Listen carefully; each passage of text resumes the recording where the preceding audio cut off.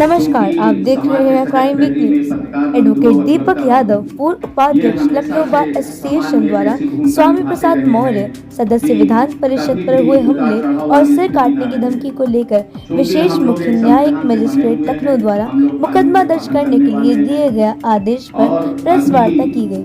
जो ताजा प्रकरण चल रहा है स्वामी प्रसाद मौर्य जी का कि उनके खिलाफ मतलब उन्होंने टिप्पणी किया और उसके खिलाफ उनके साथ मारपीट ये घटनाएं हुई, तो उसमें दीपक यादव जी अधिवक्ता हैं और जो राजू दास जी लोगों ने जो घटनाकारी किया, जो और भी नाम घोषणा की गई, उस संबंध में एक मुकदमा जो है वैधानिक प्रक्रिया की गई है। सभी कुछ जो भी चीजें हैं मैं आप लोगों से, आप पत्रकार बंधुओं से गुजारिश करूंगा कि जो भी आपके क्वेश्चन हो मैं सर्वप्रथम आमंत्रित करूंगा दीपक यादव जी, पूर्व उपाध्यक्ष लखनऊ बार एसोसिएशन, वो मंच पर आए और स्थान ग्रहण करें।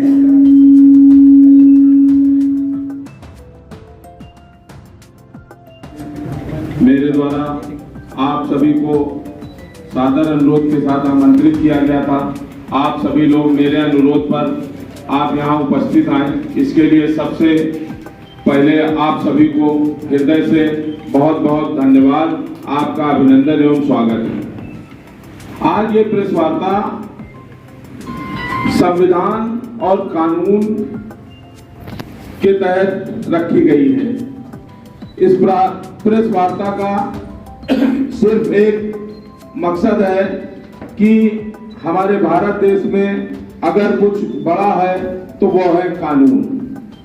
हर किसी का अपना अपना महत्व है, अपना अपना योगदान है और ये प्रकरण है भारत देश के एक बहुत बड़े प्रांत उत्तर प्रदेश के एक नेता के विरुद्ध, उसके विरुद्ध वर्तमान सरकार द्वारा या उससे संरक्षित पोषित चंद लोगों द्वारा जो मुहिम चलाई गई उसके विरुद्ध है।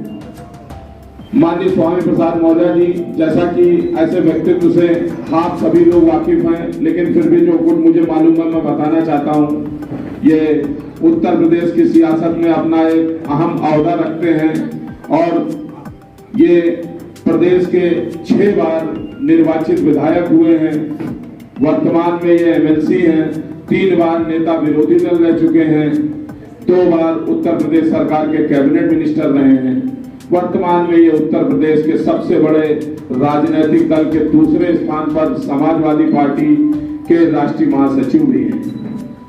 चूंकि माननीय स्वामी प्रसाद मौर्य जी जो दलित, पिछड़े, वंचितों, शोषितों, महिलाओं, इनके आवाज बुलंद करने के नेता के रूप में, बहुजन नायक के रूप में पहचाने जाते हैं और इनकी राजनीति में ये पहचान है। इन्होंने काफी अध्ययन मनन के बाद रामचरितमानस से कुछ पंक्तियां अंकित थी रचयिता द्वारा, जिसमें लिखा गया था, भोल गवार शूद्र पशु नारी सकल ताड़ना की अधिकारी।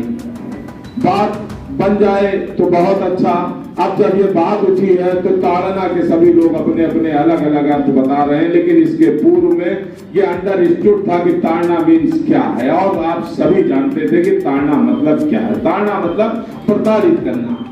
इस बात को लेकर के उन्होंने अपनी आपत्ति दर्ज कराई।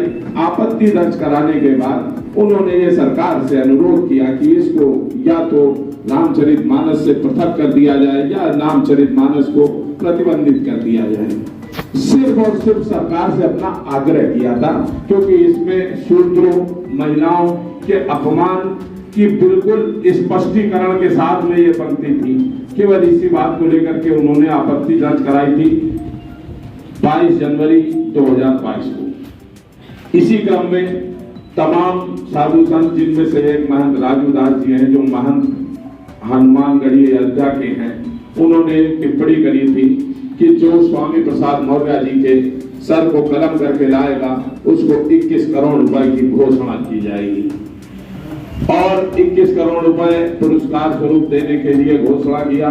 इसी क्रम में तमाम अन्य संगठन और अन्य दलों के लोगों ने या अन्य इंडिपेंडेंट लोगों ने स्वामी प्रसाद मौर्य जी के विरुद्ध तरह तरह की टिप्पणियां करी। चूंकि वो नेता थे, उन्होंने इस पे कोई प्रतिक्रिया नहीं दी और इसी क्रम में 22 15 फरवरी को एक शिखर सम्मेलन एबीपी न्यूज द्वारा होटल ताज के अंतर्गत आयोजित किया जाता है, जिसमें स्वामी प्रसाद मौर्य जी को आमंत्रित किया जाता है और महंत राजू दास जी भी वहां पर आमंत्रित होते हैं। तो न्यूज चैनल के समक्ष वहां पर इन लोगों की डिबेट होती है और डिबेट के तहत जैसे कि स्वामी प्रसाद मौर्य जी देखते हैं कि यहाँ पे महंत राजू दास जी पहले से उपस्थित हैं, तो उन्होंने जो न्यूज चैनल के एंकर थी उनसे उन्होंने कहा कि भाई यहाँ पे तो ये बैठे हुए हैं जिन्होंने हमारे सर की कीमत 21 करोड़ रुपए लगा रखी है, अब मैं यहाँ पे अपने आप को कैसे महफूज समझूं। वो परेशान हुए, उन्होंने अपनी शिकायत भी दर्ज करी।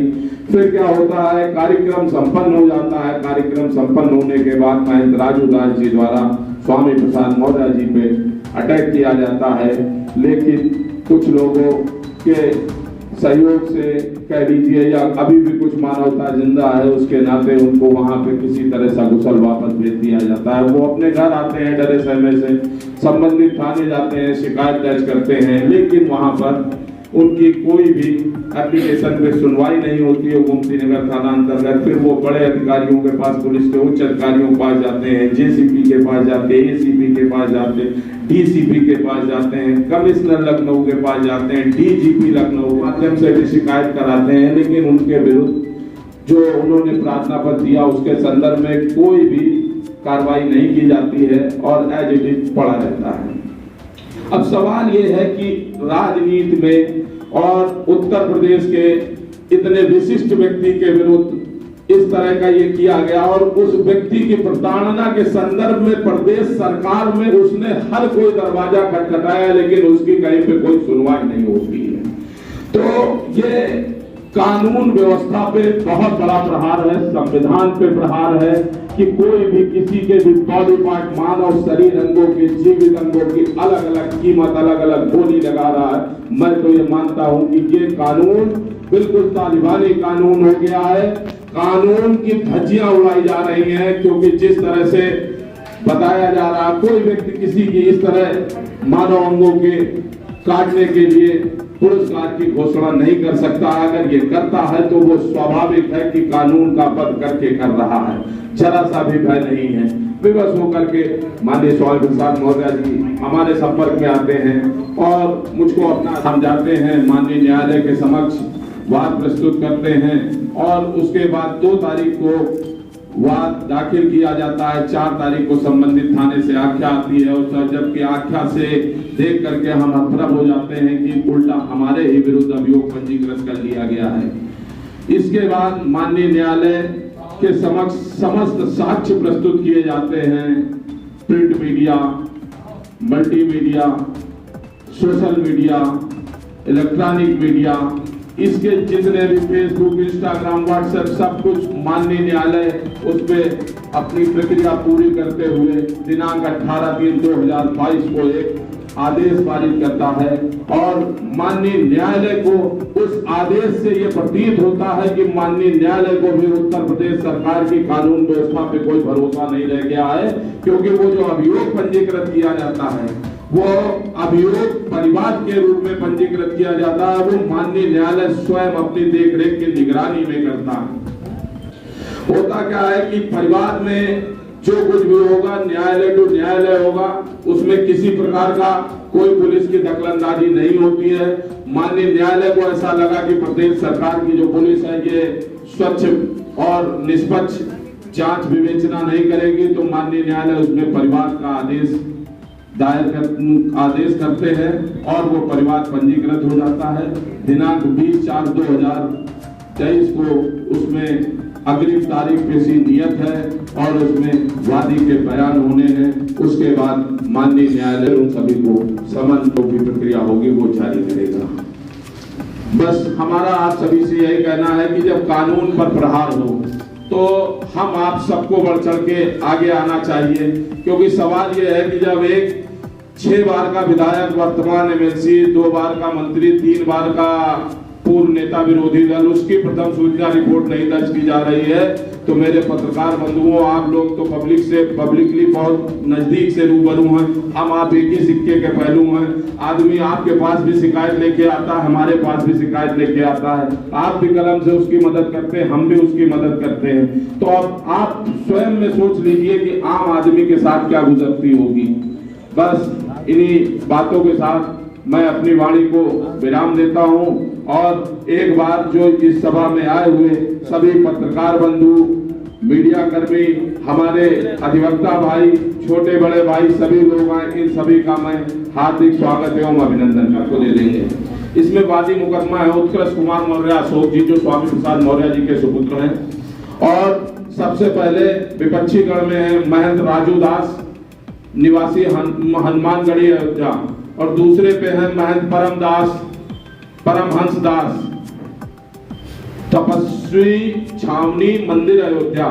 तीसरे पे है राकेश दीक्षित, महामंत्री जनसंघ पार्टी। चौथे नंबर पे है पदाधिकारी रामलीला सोसाइटी कानपुर। पांचवें नंबर पे है सौरभ शर्मा, जिला प्रभारी हिंदू महासभा आगरा। छठे नंबर पे है करण सिंह, महामंत्री भारतीय जनता पार्टी युवा मोर्चा रायबरेली। सातवें नंबर पे है विजय सिंह राठौर, मंडल अध्यक्ष भाजपा एटा। आठवें नंबर पर है विपिन सिंह, जिला अध्यक्ष हिंदू जागरण मंच आजमगढ़। 9वें नंबर पे है मनोज मिश्रा, गोमती नगर लखनऊ। 10वें नंबर पे है संदीप आचार्य। 11वें नंबर पे है रंजीत सिंह राणा, हिंदू सुरक्षा सेवा ट्रस्ट बाराबंकी। इनके सभी के प्रमाण और साक्ष्य पत्रावली में माननीय न्यायालय के समक्ष प्रस्तुत। जो आदेश हुआ है मुकदमा दर्ज होने का, क्या धाराएं उसमें थोड़ा सा? माननीय न्यायालय ने इसको परिवाद में दर्ज किया है। क्या क्या धाराएं होंगी ये आगे बयान जब दर्ज हो जाएगा, उसके बाद न्यायालय जब समन करेगा तो उसमें धाराएं निर्धारित करेंगे।